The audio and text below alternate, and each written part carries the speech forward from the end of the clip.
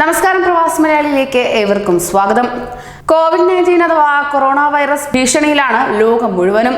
ആളുകൾ വീടിന് പുറത്തിറങ്ങാൻ ഭയക്കുന്ന സാഹചര്യമാണ് ഇപ്പോൾ ഉരുവായിരിക്കുന്നത്. ഗൾഫ് രാഷ്ട്രങ്ങൾ ഇപ്പോൾ കൊറോണ ഭീതിയിലാണ്. പ്രവാസികളേറെ ആശ്രയിച്ചു വരുന്ന Dubai, Kuwait, Qatar, Oman, Bahrain, Saudi ഉൾപ്പെടെ കൊറോണ സ്ഥിരീകരിക്കുകയും ചെയ്തു. എന്നാൽ ഇത് ഏറെ ബാധിക്കുന്നത് കേരളത്തെ എന്നാണ് പുറത്തേക്ക് വരുന്ന റിപ്പോർട്ടുകൾ വ്യക്തമാക്കുന്നത്. കൊറോണ വൈറസ് കേരളത്തിന്റെ സമ്പദ് വ്യവസ്ഥയ്ക്ക് വില്ലനാകുമെന്ന് ധനമന്ത്രി തോമസ് ഐസക് പറയുകയുണ്ടായി. കൊറോണ മൂലം കയറ്റുമതി നിലയ്ക്കാനും നിരവധി പേർക്ക് ജോലി നഷ്ടപ്പെടാനും സാധ്യതയുണ്ടെന്ന് മന്ത്രി വ്യക്തമാക്കുകയും ചെയ്തു.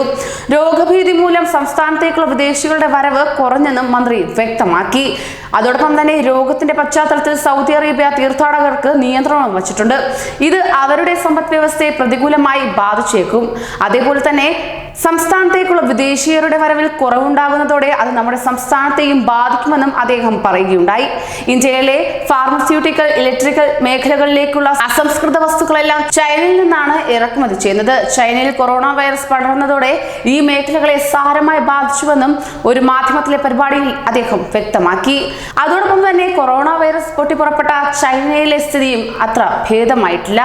ചൈനയിലെ ഫാക്ടറികളെല്ലാം അനിശ്ചിതകാലത്തേക്ക് അടച്ചിട്ടതോടെ ലോകം മുഴുവൻ പ്രതിസന്ധിയാണ് നേരിടുന്നത്. ഫെബ്രുവരിയുടെ ആദ്യ പകുതിയിൽ ചൈനീസ് വാഹന വിപണി 96%, രണ്ടാം പകുതി 92% ഇടിവാണ് രേഖപ്പെടുത്തിയിരിക്കുന്നത്. ചില കമ്പനികളുടെ ഒരു വാഹനം പോലും ഈ കാലയളവിൽ വിറ്റിട്ടുമില്ല. കഴിഞ്ഞ വർഷം ഫെബ്രുവരിയുടെ ആദ്യ 16 ദിവസം വിറ്റത് 50,000-ലേറെ വാഹനമാണ്. എന്നാൽ ഈ വർഷം ഇതേ കാലയളവിൽ വെറും 4,000-ൽ പരം വാഹനങ്ങൾ മാത്രമാണ് വിറ്റത്. ചൈന പാസഞ്ചർ കാർ അസോസിയേഷന്റെ കണക്കുകൾ പ്രകാരം കാർ ഷോറൂമുകളിലേക്ക് എത്തുന്ന ആളുകളുടെ എണ്ണത്തിൽ ഗണ്യമായി കുറവും രേഖപ്പെടുത്തി. ചില ദിവസങ്ങളിൽ ആരും ഷോറൂം സന്ദർശിക്കുന്നില്ലെന്ന് അസോസിയേഷൻ പറയുന്നു. വാഹന വിപണിയെ രക്ഷിക്കാൻ ഓൺലൈൻ വിൽപ്പന പ്രോത്സാഹിപ്പിക്കാനാണ് വാഹന നിർമ്മാതാക്കൾ ഇപ്പോൾ ശ്രമിക്കുന്നത്.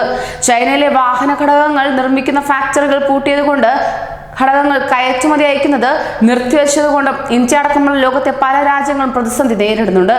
ഘടകങ്ങൾ ലഭിക്കാത്തത് നിർമ്മാണം കുറയ്ക്കേണ്ടി വരും എന്ന ഭീഷണി ലോകത്തെ പല നിർമ്മാതാക്കളും നേരിടുന്നു. കൊറോണ ഭീഷണി മൂലം രാജ്യാന്തര വാഹന വിപണിയിൽ ഈ വർഷം 2.5% കുറവാണ് രേഖപ്പെടുത്തിയത്.